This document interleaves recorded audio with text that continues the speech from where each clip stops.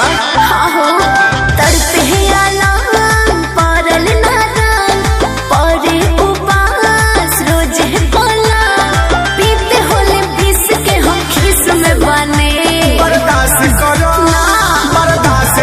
रानी दूसरा में डालो तानी बर्दाश्त करो रानी दूसरा में डालो तानी। अरे हम कहाँ जाए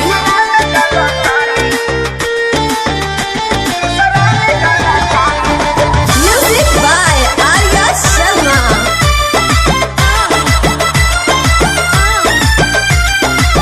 फगुनी बयार हमें खो दे शरीर में रात दिन मारे पिचकारी के पीर में अब ताजा ए राजा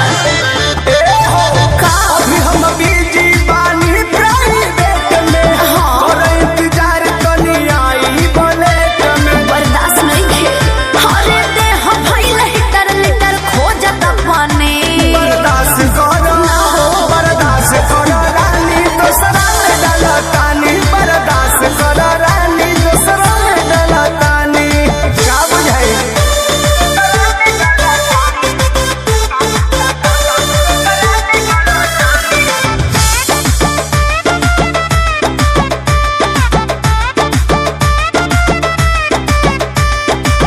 कृष्ण बेदर्दी हो पर मोदे जानो अब से बात है अनुपमा के माँ